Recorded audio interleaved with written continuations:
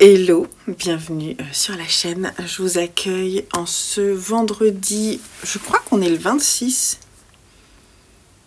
Non, on est le 25 octobre et je vous accueille parce que demain commence une semaine à 1000. Je la commence le samedi, je voudrais la faire en fait en grande partie sur le mois d'octobre. C'est pour ça qu'on la commence là et je voudrais qu'elle soit dans le thème halloweenesque, c'est-à-dire un peu de frayeur. Et voilà pourquoi on va la commencer.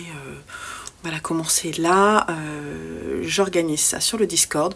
Donc si vous souhaitez nous rejoindre pour un prochain challenge, le lien est dans la barre d'infos, n'hésitez pas, on s'amuse comme des petits fous.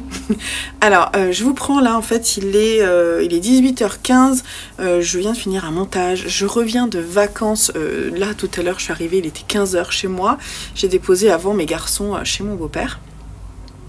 Et j'ai tout rangé et ensuite je me suis posée pour faire un montage sur ma chaîne créative et je me suis dit, bah en fait, n'oublie pas, il faut que tu filmes ton début de vidéo parce que demain matin, je vais commencer mes lectures et voilà. Donc pour l'organisation, j'ai vraiment envie de me faire une semaine trop cool, mais j'ai envie de bouquiner quoi. Alors, j'ai des lectures en cours.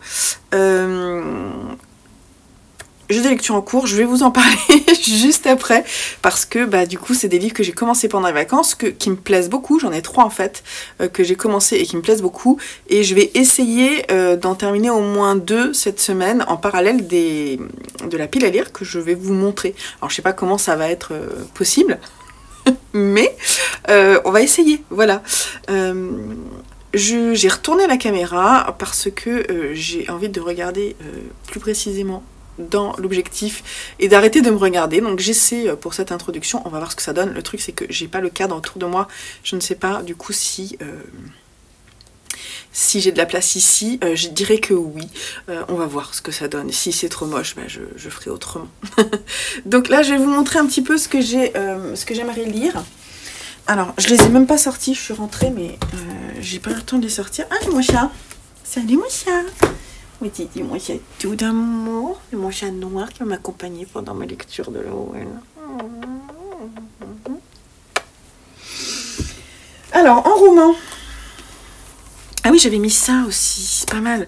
J'ai 2 livres courts. Celui par lequel je vais commencer, c'est Délicieuse pourriture de Joyce Carol Oates, que je n'ai jamais lu et apparemment il est extrêmement bien pour l'ambiance gothique. J'ai très hâte, je vais le commencer demain matin, celui-là c'est sûr. Et j'ai mis aussi celui-ci qui est dans ma pile à lire des 24 livres pour 2024 que j'ai très envie de lire et je pense que ces 2-là ils sont très bien pour l'ambiance halloweenesque. Après j'ai 2 gros bouquins. Celui-ci je l'ai acheté il n'y a pas longtemps en occasion et ça fait, en fait j'ai envie de le lire. Il est quand même assez costaud mais c'est écrit, enfin non il fait 350 pages à peu près et en fait c'est écrit gros. Je crois que c'est du young adult et je pense que ça peut être très très bien. Donc c'est My Best Friend's Exorcism de Grady Hendrix édité chez Milan. Et là je pense que pour l'ambiance on est bien. Je l'avais acheté chez Momox et vraiment pas cher donc ça c'est cool. Donc ça c'est l'autre que j'aimerais lire. Et puis j'aimerais aussi lire If We Were Villains de ML Rio chez Phibbs. Mais alors je pense que j'aurai pas forcément le temps de tout lire. Mais c'est pas grave, j'aimerais au moins le commencer et puis ouvrir cette très belle édition. T'es là mon chien? Voilà, donc il y a des bruits bizarres, c'est forcé parce que du coup Halloween approche. En termes de graphique, je viens d'acheter dans une librairie de Rouen le 3e tome de #DRCL Midnight Children de Shinichi Sakamoto et je pense que je vais le lire parce que j'ai beaucoup aimé le second. Après j'ai 2 BD en VO qui sont bien dans l'ambiance. Ils sont là mes chiens. J'ai Pumpkinhead de Rainbow Rowell, donc ça, je pense que ça peut être très très chouette. Et puis j'ai aussi un petit Garlic and the Vampire de Brie Paulsen. Je pense que ça peut être très sympa. Si j'ai pas terminé, mais non mais en fait je pense que ça ira. Après si j'ai d'autres trucs, mais rien qu'avec ça je pense que c'est énorme. Je vais aller vous chercher les livres que j'ai en cours et pour vous montrer en fait où j'en suis et par lesquels je vais continuer. Alors j'ai pas mal de trucs en cours. Alors mes vraies lectures en cours, on a Birdman de Mo Hayder que j'aime beaucoup en fait j'ai regardé la vidéo de comment ça s'appelle Il est bien ce livre. Ah, comment est-ce qu'elle s'appelle? Steph? Non, ça c'est Piketty Bookin. Ah, je me souviens plus. Bref, j'ai plus son prénom. Bref, et du coup, je me dis pourquoi pas cette année essayer de participer. Parce qu'il y a celui-ci. En fait, j'aimerais bien commencer le mois. En fait, la première consigne, c'est de lire un polar de moins de 250 pages. Et je me dis, si je le commence, s'il me reste plus que 250 pages à lire, ça fonctionne. Je commence par de la triche, mais c'est comme ça. Après, je pourrais très bien lire If We Were Villains parce que je crois qu'on a un côté thriller. Voilà, donc ça peut être pas mal. Et je vais voir après si je suis les consignes, mais j'ai peut-être une petite pile à lire que je vous partagerai. Mais je suis pas certaine de suivre en fait, c'est ça. Mais en tout cas, j'adore, j'en suis à la page 162 et j'aime vraiment beaucoup. J'ai aussi La double vie de Dina Miller qui va être le premier que je vais terminer. J'en suis à la page 162 aussi, c'est rigolo, tiens. Et il me reste une centaine de pages à lire. Donc celui-ci, en parallèle des autres livres, c'est celui que je vais terminer en premier. C'est un roman de Zoé Brisby, édité chez Albin Michel. Et celui-ci, Un automne pour te pardonner de Morgane Moncomble, que j'ai emprunté aussi à la bibliothèque. J'en suis à la page 159 et celui-là, il n'y a pas d'urgence à le terminer. Et il est moins dans le côté Halloween, donc c'est celui que je terminerai, je pense, en dernier, on va voir. En fait, ça sera un peu au feeling. Voilà. J'ai aussi, mais ça, j'ai aussi un recueil de poésie. J'ai craqué sur la nouvelle édition des Ronces de Cécile Coulon, qui est une édition collector, qui est éditée chez Le Castor Astral, et j'en suis là. Voilà, j'aime beaucoup. Et je vais commencer tout à l'heure, je pense, le Death Note, le volume 4. Et voilà, je pense... Il y a mes chats qui sont en train de se battre parce qu'ils veulent que j'aille leur donner à manger. Donc j'ai peut-être le... Ça va être la première graphique que je vais lire parce que je l'aurai pas terminé ce soir. Voilà. Voilà. Et j'ai aussi sur ma Kindle Notre-Dame de Paris. Mais ça, c'est tranquillou, bilou. Voilà, donc je vais vous laisser là, je vous retrouve demain matin ou demain dans la journée pour vous faire le premier point. J'espère que cette séquence est pas trop mal filmée et que je suis dans le cadre. Donc je vous fais des gros bisous, allez bye bye, à plus tard.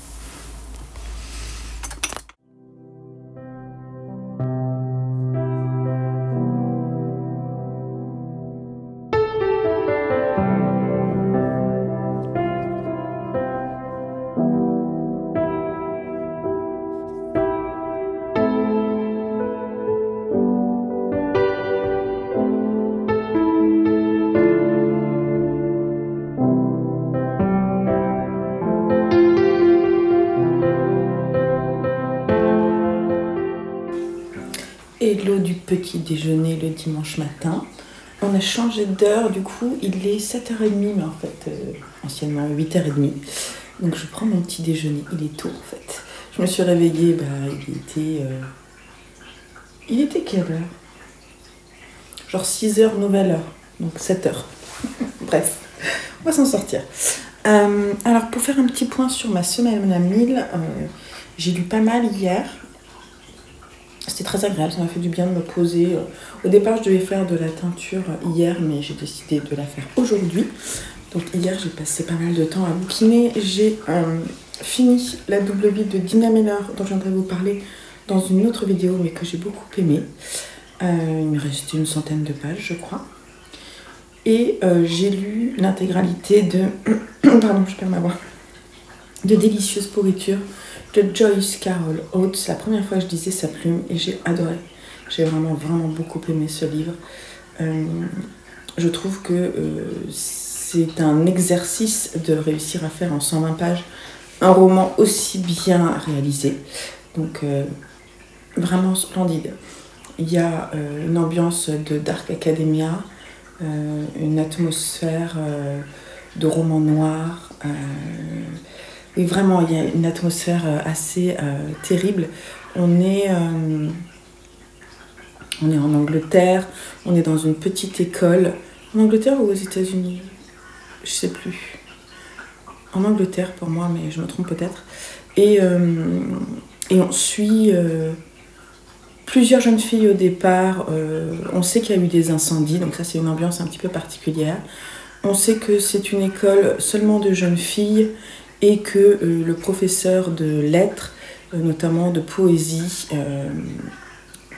voilà, qui est très inspiré, qui est vraiment charmant, etc., vit en couple avec une femme beaucoup plus exubérante, libre penseuse, etc., qui est artiste et notamment sculptrice. Et le couple est un aimant. Et on va suivre une des jeunes filles d'un des bâtiments en fait de l'université qui en fait est perdument amoureuse de son professeur de poésie, qui elle-même tente d'écrire de la poésie. Et on va suivre sa relation d'abord avec ce professeur, mais aussi avec sa femme. Et voilà, je ne vais pas forcément dire plus parce que le roman est très court, mais l'oxymore, c'est ça, du titre est tout à fait à l'image de l'ambiance du roman. C'était parfait à lire pour ce 26 octobre, j'ai trouvé, donc c'était vraiment chouette. Ça, je vous conseille parce que vraiment c'était bien, et je suis très contente parce que j'ai d'autres romans d'elle. Et je suis très contente de pouvoir en lire d'autres, voilà, de découvrir une nouvelle plume, ça c'est trop cool. Mais bon, ça faisait longtemps que je voulais la découvrir et je sais que parmi vous, vous me l'avez souvent conseillé. Donc merci, voilà, je suis conquise. Sinon, là je suis en train de lire le tome 4 de Death Note dans la collection Black Edition. C'est long. Ah là là, qu'est-ce que c'est long. Mais j'aime bien l'ambiance et j'ai envie de savoir en fait la fin. Mais des fois, je vous assure que c'est... Je me dis parfois, mais franchement, c'est dépenser de l'argent pour rien, de texte. Vous parlez toujours de la même chose, des circonvolutions autour de toujours la même histoire. Je la reprends dans un sens, je la remets dans l'autre sens pour savoir essayer de comprendre. Surtout que nous, on connaît l'histoire, donc on voit ce qui se passe dans la tête de tous les enquêteurs qui, eux, ne savent pas, ne comprennent pas. Et à un moment, on a envie de leur dire, bah vas-y, tu vas comprendre. Alors, dans ce tome 4, je suis méchante, mais parce que j'en ai marre. Dans ce tome 4, il y a quand même un des personnages principaux. Il va se passer un truc terrible. Donc, quand même, il se passe quelque chose. Et là, j'ai envie de savoir la suite. En fait, je pense que je suis parce que chacun rassemble 2 volumes, je crois. Si je dis pas de bêtises, c'est des gros mangas, ils font 450 pages. Donc là, je sens qu'il va se passer de nouvelles choses, j'ai envie de savoir. Le côté science-fiction, fin du monde, je sais pas comment on dit, ouais, enfin, la vision de ce monde, en fait, parce que pour vous reprendre l'histoire du Death Note, le principe de base, c'est qu'il y a un dieu de la mort. Ils sont plusieurs, on les voit d'ailleurs quand ils sont dans le milieu de la mort, on les voit, ils s'ennuient un peu, de temps en temps il faut qu'ils aillent tuer des humains, et ils ont un petit jeu, ils ont des Death Notes, donc des livres de la mort, et en fait il y en a deux Death Notes qui sont abandonnés dans le monde des humains, un peu comme un jeu, l'humain qui le prendra, en fait il deviendra... il aura une sorte de pouvoir, celui de noter le nom de quelqu'un et s'il ne fait rien, cette personne, dans les 4 prochaines minutes, va mourir d'une crise cardiaque. S'il le souhaite, il peut écrire les circonstances de sa mort. C'est un peu glauque. Voilà. Le problème, c'est que le premier Death Note va tomber dans les mains de Light, un jeune homme particulièrement intelligent, le fils d'un chef de brigade policière, qui lui-même aussi est intelligent. Il n'aurait pas fallu qu'il s'attende sur lui parce que il a comme une volonté de supprimer tous les méchants du monde et d'avoir une sorte d'emprise comme ça là-dessus. Donc ça tombe pas sur le plus sain d'esprit, vous voyez. Donc c'est là tout l'intérêt, c'est de comprendre qu'est-ce qu'il va en faire. Le truc, c'est que c'est rattrapé par une enquête pour essayer de comprendre qui tue comme ça et comment. Et d'autres personnages vont se greffer qui sont aussi eux-mêmes particulièrement intelligents et qui essaient de comprendre les manigances qui se passent dans les cerveaux humains. Donc c'est vraiment très enquête. C'est tagué shonen parce que je sais pas pourquoi. Moi j'aurais mis ça seinen, mais je vois pas trop. Parce que shonen pour moi c'est des combats Et il n'y a pas de combat, vraiment. Mais je pense que du coup, c'est peut-être taguer ça parce que t'as le côté thriller ou t'as le côté fantastique, peut-être. Des fois, j'ai du mal avec les catégories. Pour moi, shonen, c'est plutôt baston. je résume. Voilà, donc bref, j'en suis au tome 4. Il me reste 2 à lire après et j'ai envie de terminer en fait, j'ai envie de savoir la fin. Donc je me force un peu, j'avoue. Mais du coup, ce que je fais, c'est que je vais le lire petit à petit. Là, je vais terminer une petite section. Jusqu'ici, là, vous voyez, il y a des pages noires qui font une sorte de chapitrage. Et ensuite, je vais passer à autre chose. Donc ce matin, j'ai repris déjà un peu Notre-Dame de Paris avant de me lever. Parce que généralement, ce que je fais, c'est que je lis 3 chapitres si je me réveille. Et qu'il est encore tôt, je reste au lit et je lis 3 chapitres sur ma liseuse. Comme ça réveille pas mon homme. Et ça me réveille en douceur. Parce que Notre-Dame de Paris, c'est vraiment trop bien. Et ensuite, j'ai lu une 50aine de pages de Birdman de Moa Heider que j'avance tout doucement. Et j'aime beaucoup. Donc ça, c'est mes livres que j'avais mis de côté pour pouvoir ensuite les lire petit à petit pendant la semaine, mais qui ne sont pas mes priorités. Là, aujourd'hui, je voudrais pouvoir commencer ces 2-là. Donc Garlic and the Vampire, que je vais commencer là en buvant mon café après avoir fini la section de Death Note. Et dans la journée, je vais commencer My Best Friend's Exorcism. J'espère que ça va me plaire. Je veux pas lire en fait. Je veux même pas lire la 4e de couverture. J'adore cette couverture. Franchement, un bon film d'horreur. Je sais pas trop. C'est quand même tagué young adulte, je crois, ou jeunesse. Je sais plus. Donc ça devrait être soft, je pense. Voilà. Donc là, j'ai juste lu Élève à la prestigieuse académie d'Albemarle. Les 2 amis sont populaires, etc. Donc ça peut être sympa. Je vous donnerai mon avis assez rapidement. C'est écrit assez gros. Voilà. Donc on va voir ça. Et ce que je vais faire, c'est que je vais vous montrer tout à l'heure. J'ai pas du tout regardé le nombre de pages, mais j'ai fait le petit dessin de la jauge.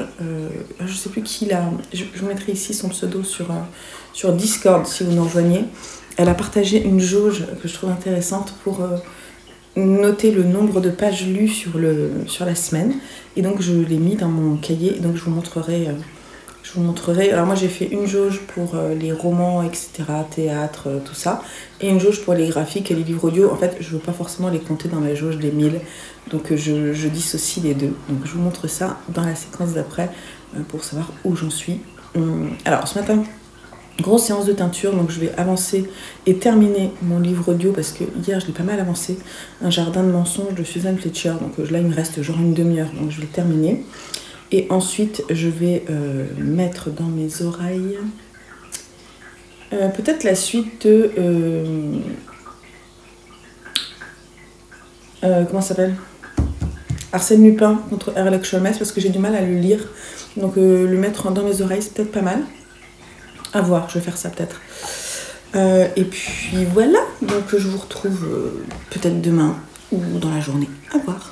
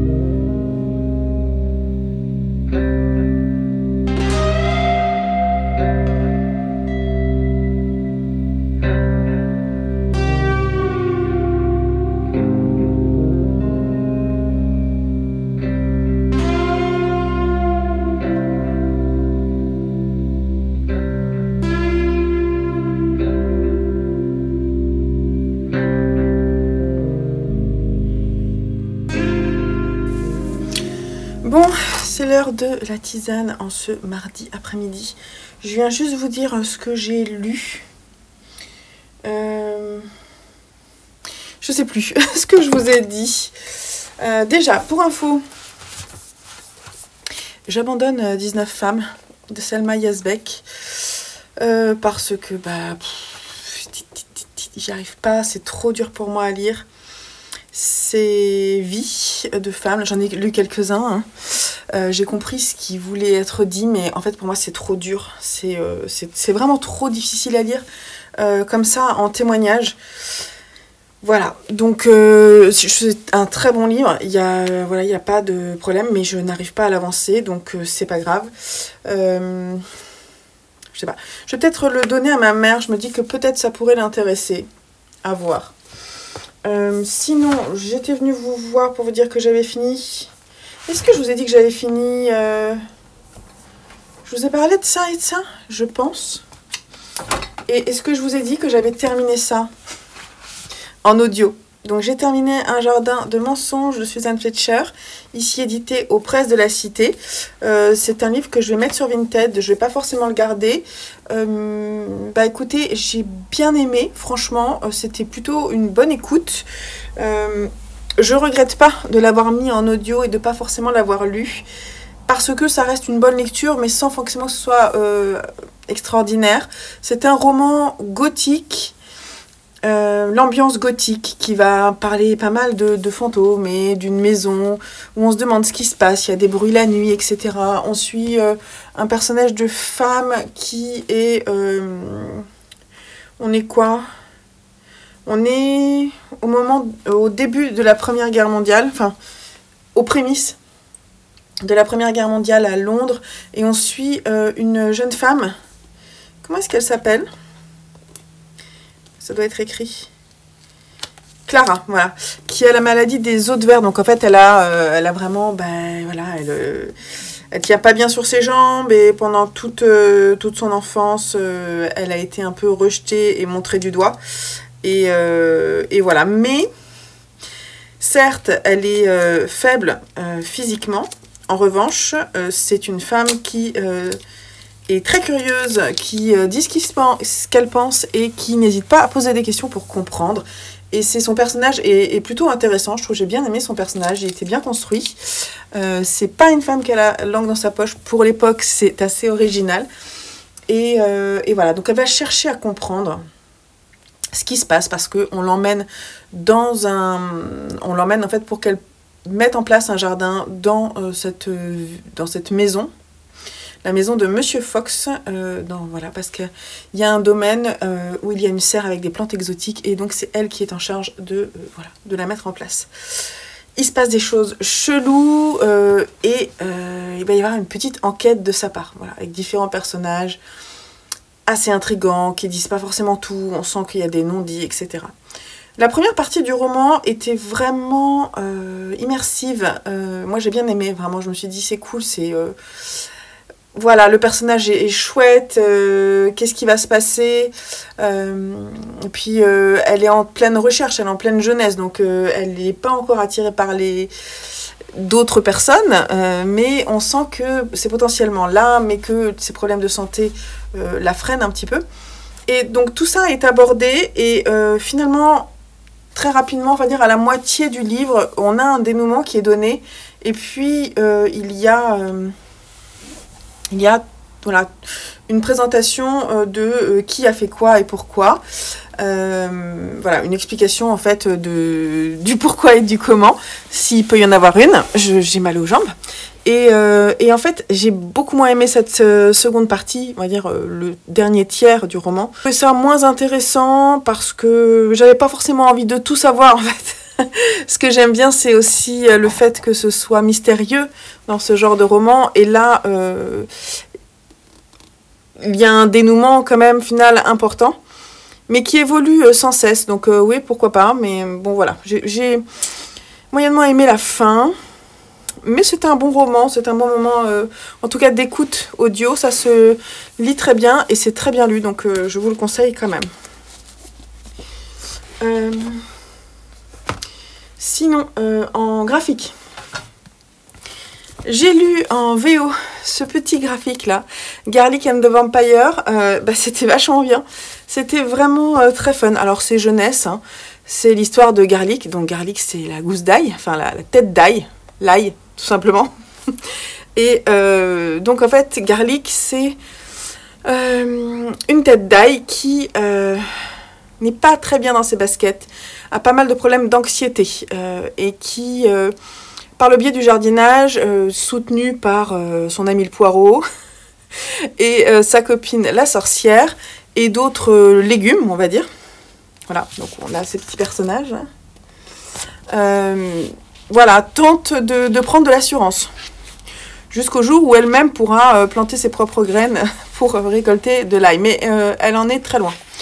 Et à un moment, en fait, on se rend compte qu'il y a dans un château très lointain, mais que l'on aperçoit de l'autre côté de la colline, un signe de vie dans le château. Et en fait, la sorcière dit que ça doit certainement être le vampire qui était parti depuis très longtemps, qui est revenu. Et tout le monde a très peur. Et on va demander à Garlic, forcément, puisque c'est une tête d'ail, d'aller voir si c'est vraiment lui. Et bah, du coup, comme elle est... par sa propre essence prémunie, comment on dit, oui c'est ça, elle est immunisée en fait contre les vampires, et bah, du coup il y a qu'elle qui pourra sauver tout le monde. Donc c'est son histoire, et une histoire de courage, d'amitié, etc.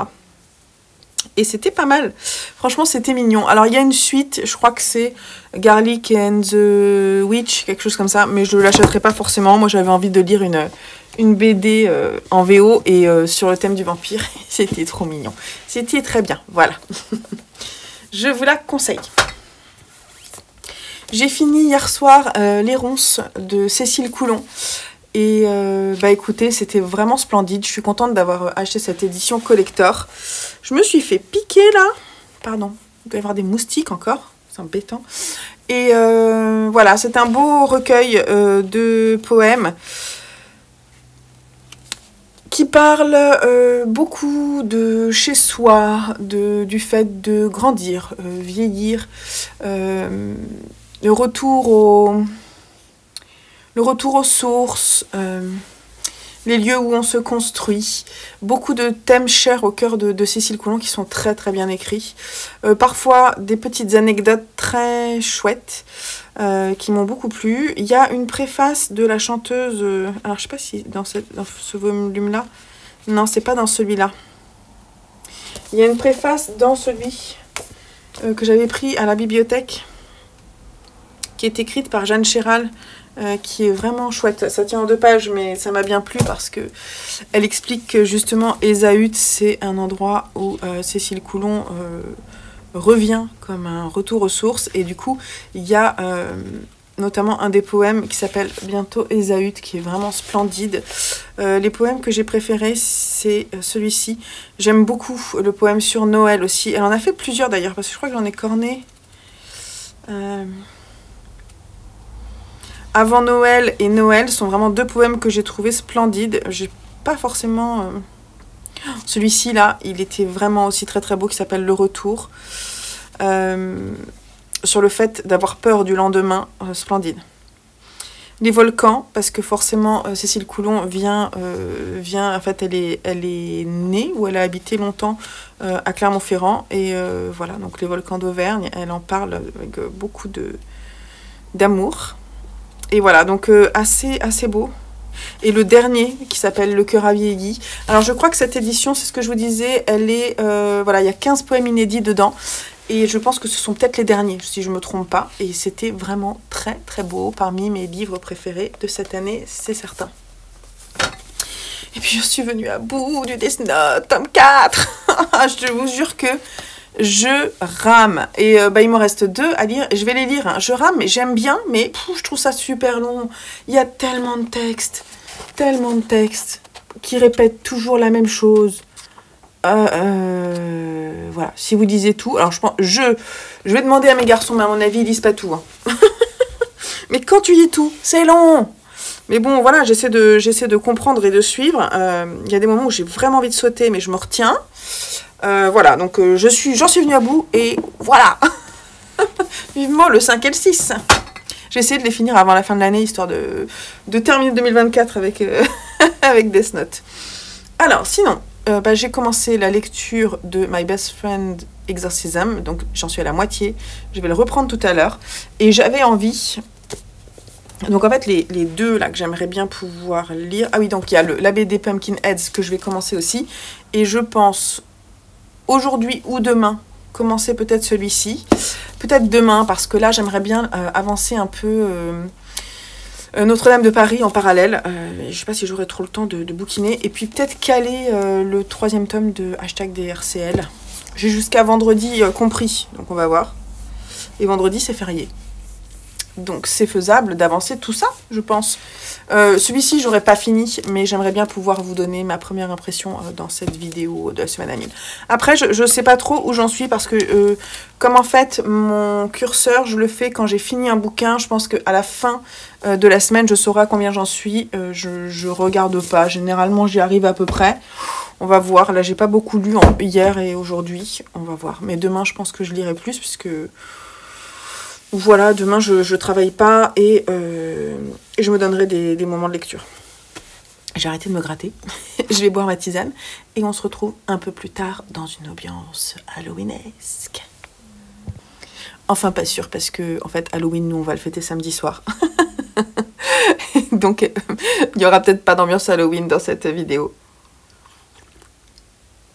Ou peut-être, en fin de vidéo, je vous mettrai l'ambiance qu'on a pu faire samedi. Parce que vendredi, on avait envie d'aller à la cueillette de Gali pour aller chercher des citrouilles. Donc peut-être quand même qu'on va réussir à vous faire une petite ambiance. Mais ça serait sympa. Bon, allez, on se retrouve plus tard.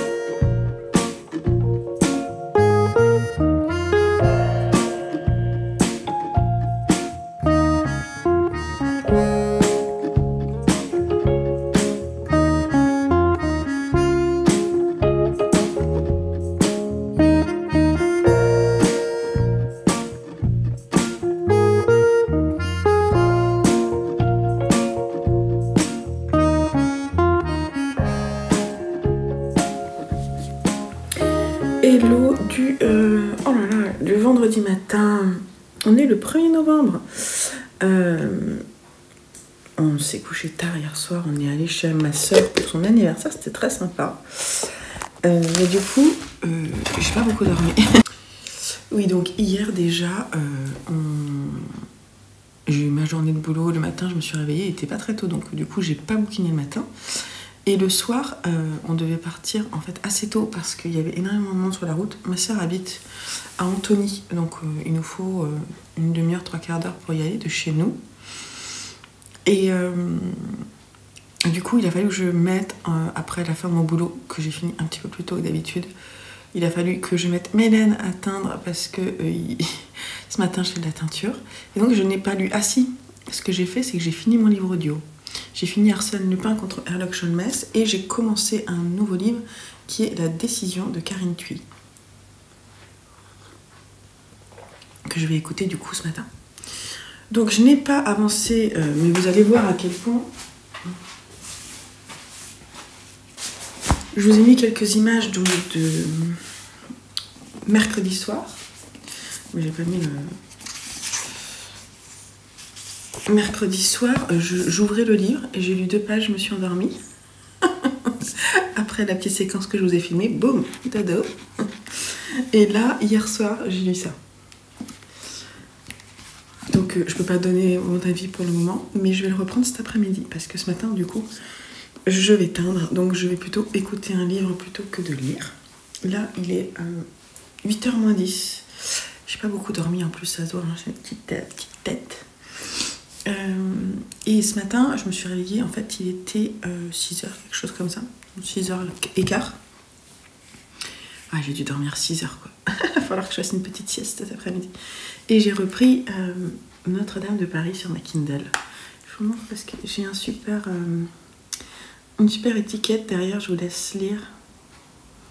C'est La princesse au petit pois.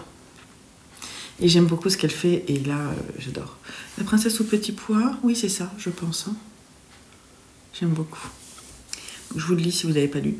Words are, in my not so humble opinion, our most inexhaustible source of magic. C'est vrai. Et donc, je suis en train de terminer Notre-Dame de Paris. Et de boire un café, donc c'est bien. J'en suis à 95%. Il me reste 10 minutes, je crois, je sais pas. 13 minutes de lecture. Donc c'est ce que je vais faire là ce matin. J'ai sorti aussi la BD Midnight Order de Mathieu Bablé, que j'ai très envie de lire, très envie. Mais je vais la lire plutôt du coup cet après-midi. Ce matin, normalement je devais accompagner mes garçons à la cueillette de Gali pour aller chercher les pumpkins pour Halloween, parce que Halloween effectivement c'était hier soir, mais nous on va faire notre petite fête d'Halloween demain soir. Et donc, ils vont chercher des courges et autres cucurbitacées. Et c'est pas grave, du coup, je vous mettrai des images de celles qu'ils ont ramenées parce que j'ai pas trop le choix. En fait, je suis obligée de teindre ce matin. Et en fait, j'attendais mes pigments pour pouvoir le faire et je les ai reçus. Donc, c'est cool. Pourquoi c'est cool? Parce que en ce moment, il fait tellement humide qu'il me faut à peu près 5 ou 6 jours. De séchage. Là par exemple je vais terminer de finaliser mes écheveaux que j'ai teints dimanche dernier et on est vendredi matin. Donc comme le salon auquel je participe il est pas ce week-end mais le week-end d'après, si je teins aujourd'hui c'est très bien, je peux pas faire plus tard, vous voyez. Donc voilà, donc ce matin séance de teinture, je sais ce que je teins donc normalement ça devrait pas être trop long. Et puis voilà, après-midi lecture, on verra ce que j'ai le temps de terminer. Mais c'est tout ce que je voulais vous dire. Et je voudrais vous parler aussi, parce que j'ai 2 livres que j'ai terminés dont je ne vous ai pas parlé. Mais je vous reprends cet après-midi ou voire demain matin, parce qu'on peut faire le petit récap demain matin. Allez, je retourne à la fin de Notre-Dame de Paris, terminer ce roman fleuve si incroyable. Et j'adore la fin, je ne connaissais pas la fin telle qu'elle est là. Voilà, parce qu'en fait, on parle d'Esmeralda, mais on ne parle pas de, je vous dis pas plus, mais la recluse, je ne me souviens pas, dans toutes les adaptations que j'ai vues, si peut-être dans un des films, mais alors ça date, je l'ai vu il y a super longtemps, mais la recluse, on n'en parle pas. Et pourtant, elle est super importante. J'en dis pas plus, voilà. Bon, allez, je vous laisse. Autre chose sur Notre-Dame qui est aussi différent de ce que je pensais, parce que c'est intéressant quand même, le personnage de Quasimodo, qui est effectivement difforme et qui est sourd par le biais de l'archidiacre Claude Frollo. C'est de sa faute hein, en soi, puisqu'il l'a fait sonneur de cloches, et les cloches sont tellement assourdissantes que Quasimodo, qui déjà a les oreilles déformées, devient sourd. En fait, au début, on pense vraiment que c'est un personnage qui est méchant. Il fait peur et il est méchant. Puisque tout le monde se moque de lui. En plus, c'est atroce. Hein. Et en fait, quand il va recueillir Esmeralda, enfin, quand il va sauver Esmeralda, il va parler avec elle et on se rend compte que lui-même aussi, étant très amoureux d'elle, enfin, du moins de l'image tellement opposée à lui que forcément il est vraiment sous le charme d'Esmeralda. Comme il est sourd, ni Esmeralda ni personne ne vient l'aider. Donc en fait, il est face à son handicap de façon atroce. Et en fait, c'est ça qui le rend... qui le perd. Et ça, je trouve ça terriblement dur parce que si quelqu'un lui avait expliqué la situation en disant lentement qui voulait du mal à Esmeralda clairement, bah en fait, ça aurait changé la situation, mais son handicap le pousse à faire des choses terribles en fait. Et c'est atroce. Bref, c'était ce que je voulais vous dire.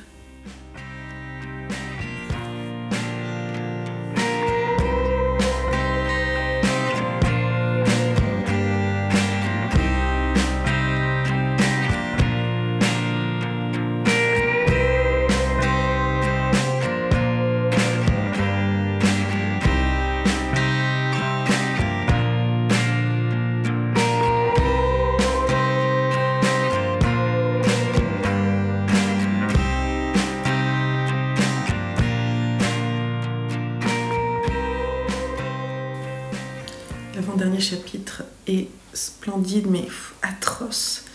Je veux pas... Enfin, en même temps, vous connaissez certainement, mais bon, elle parle de la relation entre l'archidiacre et Quasimodo et le final des Hauts de Notre-Dame. Impressionnant. Impressionnant, assez... très bien décrit et terriblement... ça m'a ému quoi en fait. Donc voilà. Et je pense que c'est le dernier chapitre avec le mariage de cet enfoiré, bip, de Phébus. Je sais pas comment ça va se passer, je lis. Si c'est la fin, c'est génial. Non, c'est pas la fin. Parce que le mariage de Phébus fait 2 pages et donc on raconte en fait l'histoire, qu'est-ce qui s'est passé. Quasimodo disparaît de Notre-Dame, Pierre Gringoire devient dramaturge et d'ailleurs du coup comme il se met à la tragédie, on dit c'est ce qu'il appelait avoir fait une fin tragique. Louis XI meurt l'année d'après l'histoire, en 1483, et Phébus de Châteaupers aussi fait une fin tragique, il se maria. J'adore. Et donc c'est pas le dernier, il y a le mariage de Quasimodo. Splendide fin. Splendide fin, voilà, que je vous laisse découvrir si vous n'avez pas vu. Ouais, voilà, c'est terminé Notre-Dame de Paris, avec ses milliards de notes, mais bon. Ce qui est bien avec la Kindle, c'est que quand vous êtes sur une note, vous avez juste à cliquer dessus. Donc elle apparaît, c'est bien. Hop, c'est terminé. Voilà. Et alors, qu'est-ce que je vais lire après ? Je vais vous montrer... Attendez. Je vais lire ça. Voilà. Puisque je vais le lire, je vais le commencer du moins dans le cadre du Black November. Comme je vous l'ai dit, les e-books, de toute façon, moi, je me mets pas de pression pour les lire. Et puis, je me mets pas de pression pour lire globalement, mais...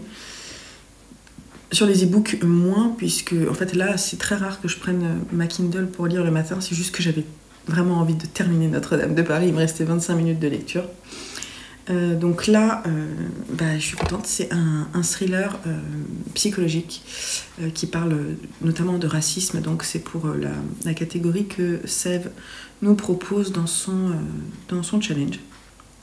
Et c'est publié aux éditions Sonatine, qui est une maison d'édition que j'affectionne particulièrement pour les thrillers. Donc là, je vais regarder. Ça fait combien de pages ? 5h45 de lecture, donc il est assez court. Je peux peut-être réussir à le lire sur le temps imparti du mois, on va voir. Donc de toute façon, je vais le commencer avant la semaine qui est prévue pour le commencer, puisque il y a des chances que je lise un peu quand même dans mon lit. Mais pour aujourd'hui, c'est terminé. Donc je vous laisse là. Je vais terminer mon café. Et puis en fait, il est 8h15. Donc je vais commencer à préparer la cuisine et tout pour faire ma teinture. Allez, à plus tard.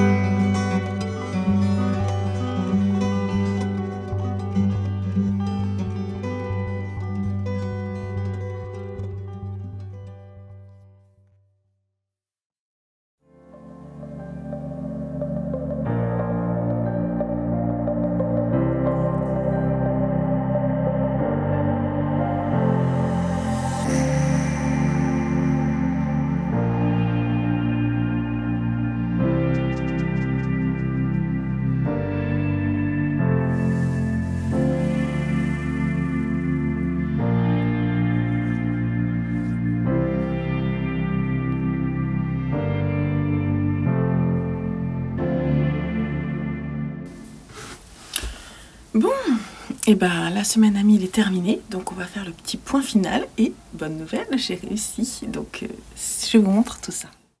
Alors pour les petits chiffres, donc ça c'est ma jauge, celle-ci là, c'est ma jauge de roman avec de l'autre côté s'il y en avait un peu plus et il y en a un peu plus puisqu'on est arrivé jusqu'à 1292 pages. Et ici c'est la jauge graphique et roman audio. Et à côté, s'il y en avait un peu plus, et j'en suis à 1050 pages. Donc double challenge réussi, franchement, plutôt cool. J'ai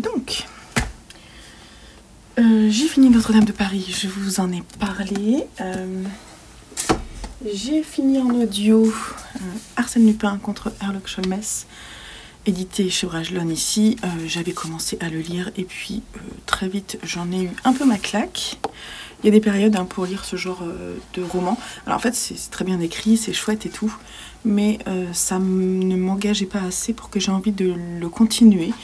Et la version audio était vachement chouette. J'étais contente de le terminer parce que j'aime bien quand même, mais il y a des lectures qui m'attirent plus que ça. Et du coup le passage en audio c'était chouette pour le terminer. Voilà, c'est marrant, c'est l'esprit logique, c'est... le fait d'aller chercher le personnage anglais de Sherlock Holmes et de le détourner, c'est un hommage qui est plutôt touchant. Voilà, je trouvais que c'était très bien écrit. Et ça m'a refait passer encore voilà, dans ce moment où on avait visité la maison de Maurice Leblanc à Étretat avec les garçons. Donc très chouette. J'ai l'aiguille creuse dans ma pile à lire, mais en fait je vais le sortir de ma pile à lire pour le moment. Il y a beaucoup de choses comme ça que je fais sortir de temps en temps puis qui reviennent. Pour le moment, j'ai pas forcément envie de lire la suite, mais je suis contente de l'avoir dans ma bibliothèque. C'est un très beau roman dans une très belle édition de Brajlon et ça m'a bien plu, hein, franchement. Bon, après, voilà, je crois que j'ai mis 15 parce que c'est sympathique, mais pour moi, c'est pas exceptionnel parce que c'est pas forcément le genre de littérature que j'adore. Les enquêtes, c'est pas ce que je préfère. J'aime bien quand c'est mélangé avec... vraiment le côté thriller. Là c'est vraiment du policier quoi. Et alors pour info, j'ai décidé d'abandonner Un automne pour te pardonner de Morgane Moncomble. J'en étais arrivée assez loin, mais en fait j'ai pas vraiment envie de savoir la suite. Je crois que c'est vraiment typiquement la new romance, c'est bien, mais enfin faut rester dedans. Et là je l'avais mis de côté et en y repensant je me suis dit là est-ce que je le reprends, et j'ai pas forcément envie, donc non. Voilà, c'est pas grave. J'ai lu Pumpkinheads de Rainbow Rowell en VO. Je crois pas qu'il ait été traduit. Donc ça c'est une petite BD. Alors ils ont mis ça dans comics parce que je ne sais pas pourquoi. Voilà, pour le type c'est du comics apparemment. Donc on est parfait pour l'ambiance Halloween. On suit deux amis qui se retrouvent tous les ans pour la période d'Halloween pour la vente et les jeux autour de cette fête aux États-Unis. Là, c'est leur dernière année pour se rassembler, pour se retrouver. Après, ils vont partir pour faire leurs études. Donc, il y a une énorme nostalgie. Ils se retrouvent sur leur stand. Alors, c'est pour faire... comment ça s'appelle, ce repas qu'ils font? Un plat... Alors, je suis allée voir en plus. Un plat un peu particulier qu'ils mangent à ce moment-là. Je me souviens plus. Et bref, ils font un plat typique. Je vous mettrai peut-être là si je retrouve. Et voilà, donc ils sont. Elle est rondelette et elle est noire. Mais à la rigueur, on fait abstraction. Mais le fait qu'elle soit ronde, par contre, c'est quelque chose sur lequel elle appuie quand elle se définit elle-même. Et lui, il est extrêmement timide et il est amoureux en cachette d'une jeune fille qu'il rencontre aussi tous les ans, voilà, qu'il idéalise et à laquelle il n'a jamais adressé la parole. Et comme c'est sa dernière année avant de partir faire ses études, sa copine lui dit que ça serait bien que cette fois-ci, enfin, il y aille, quoi. Voilà. Elle s'appelle Déjà et lui, il s'appelle Josiah. Et voilà, donc cette soirée d'Halloween, ils vont décider... Elle va décider de pousser son amie à aller enfin passer le cap de rencontrer cette jeune fille. Donc, je vous en dis pas plus parce que c'est mignon à découvrir. C'est découpé dans des chapitres très courts comme ça. Donc en fait, ils font tout le tour de la fête foraine. Je sais pas s'il y a le dessin de la fête foraine, certainement, à un moment. Je sais plus. À la fin, peut-être. Mais bon, bref. Il y a, je crois qu'il y a un dessin, à un moment. Et donc, il se retrouve... Non, c'est pas ça. Il se retrouve à parcourir toute l'installation pour voilà, et puis participer à certaines activités, etc. Voilà, on est un peu là-dessus. C'est un système comme ça. C'est mignon. C'est pas exceptionnel selon moi, mais on est bien dans l'ambiance d'Halloween, donc c'était vraiment chouette de lire à ce moment-là.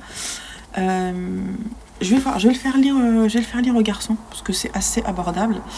Et on va voir si on le garde. Après, Rainbow Rowell, j'ai pas été non plus complètement sous le charme de sa plume. Mais si vous avez d'autres livres d'elle à me conseiller, n'hésitez pas. Et puis, ça, je vous en ai parlé. Hein. Je sais plus. My Best Friend Exorcism. Je sais pas si je vous en ai parlé. J'ai beaucoup aimé. Est-ce que je vous en ai parlé? J'ai un doute. Ouais, j'ai beaucoup aimé. C'était vraiment une super lecture avec une ambiance des années 80 trop cool. Mais je crois que vous en ai parlé parce que ça me dit quelque chose et qui se lisait vraiment très chouette. Donc vraiment, c'est ma reco, là, bien sûr avec Notre-Dame de Paris, bien entendu.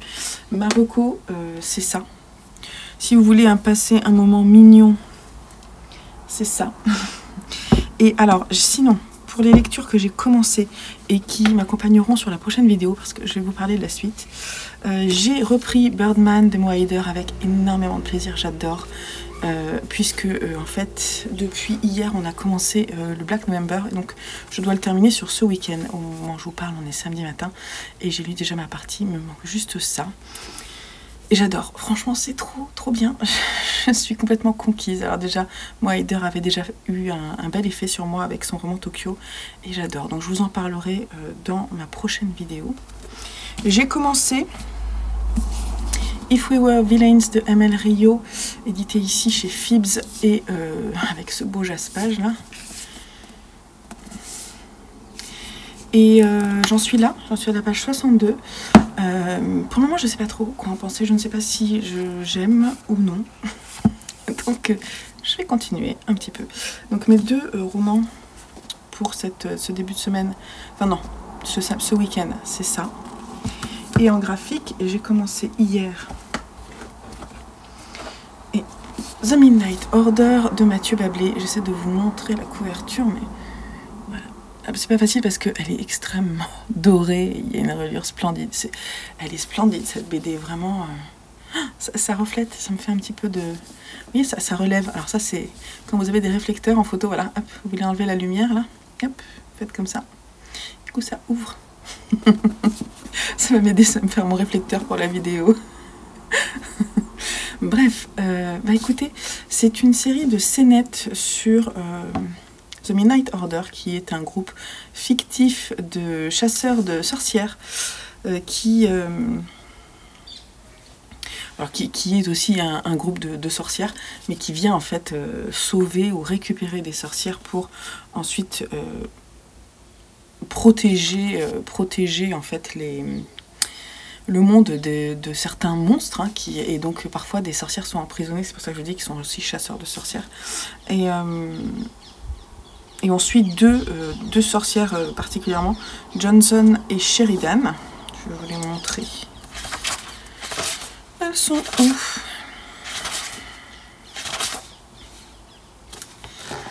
Je pense que c'est elle. Ah non, c'est elle, c'est Sheridan, je crois. Elles sont où?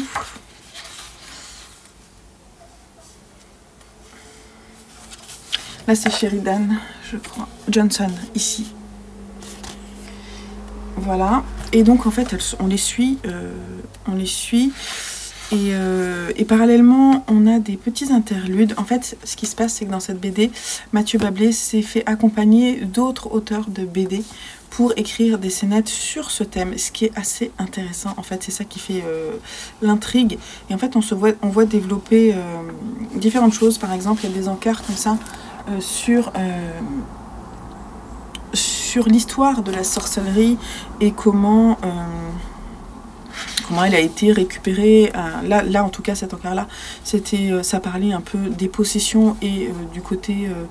du coup, la possession, c'était en fait une maladie mentale et un problème psychiatrique qui n'a pas été vu comme tel au moment où, enfin voilà, au XIIIe, au XIVe siècle. Et du coup, qui était jugé comme une maladie de possession, et avec les exorcistes, tout ça. Et donc en fait, après, il parle de l'hystérie, etc. Il y a des interludes où on voit les sorcières qui sont appelées sur de nouvelles missions.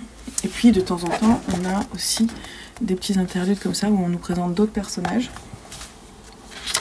Et après, on a par exemple ici, celle que j'ai lue ce matin, Le fruit des entrailles, qui est une collaboration entre Thomas Rouzière et Isabelle Boutian. Et donc les dessins sont totalement différents de ceux de Mathieu Bablé. Et justement, avant, on avait un esprit aussi un peu manga. C'était trop cool, avec une première histoire. Vous voyez ? Donc on n'est pas vraiment sur le dessin de Mathieu Bablé. Bon, on y retourne hein, quand même sur les interludes, etc. Et puis il participe en fait à toutes les histoires, mais pas forcément en images. Et c'est trop bien pour le moment, j'adore. Alors du coup, c'est une BD qui se lit histoire par histoire. Donc je l'ai commencé, j'en suis là. Et je vais la lire petit à petit. Voilà, je vais la continuer. Et voilà, c'est vachement bien. Donc je m'éclate. Et bah écoutez, c'est terminé pour cette semaine à 1000 qui s'est vraiment bien réussi. Merci pour l'idée de la jauge, je trouve ça rigolo. Alors le truc c'est que j'y arrive pas moi à compter tous les jours combien de pages j'ai lu. En fait je lis, je calculais à chaque fois que je finissais un livre et à la fin de la semaine j'ai rajouté les pages que j'avais lues sur les livres en cours. Et du coup j'ai pas su avant... ce matin, enfin surtout hier, vous avez vu, je savais déjà que j'avais dépassé les 1000. Donc du coup j'étais vachement plus zen. J'ai pu profiter tranquillou de mon vendredi soir. Et voilà, donc encore une très belle semaine de lecture. Et je vais vous laisser pour terminer cette vidéo avec les quelques images qu'on va faire cet après-midi, parce que nous, on fait notre fête d'Halloween ce soir. Et donc je vais vous laisser avec ces quelques images d'ambiance. J'espère que ça vous plaira. Et puis voilà, je vous dis à très vite pour une prochaine vidéo. Et juste pour vous dire que en fait, j'ai très envie de reprendre, de terminer mes vidéos thématiques et de reprendre des vidéos plutôt semaine par semaine. Vous me direz en commentaire si vous trouvez ça plus sympa ou non. Et moi j'ai très envie de faire ça parce que après il va y avoir les vlogmas en décembre, donc il faut que je termine un peu mes vidéos thématiques pour ensuite passer au vlogmas et après on verra pour la nouvelle année. Voilà, je suis en pleine réflexion là pour les challenges que je vais faire l'année prochaine. Est-ce que je continue la pile à lire à moitié ou non, etc. Donc voilà, c'est cool, c'est une période où on réfléchit un petit peu à ce qu'on a envie de faire sur l'année qui va arriver et j'aime bien ça. Voilà. Donc je vous laisse là et on se retrouve très vite. Je vous laisse avec les dernières images de notre Halloween et à très très bientôt.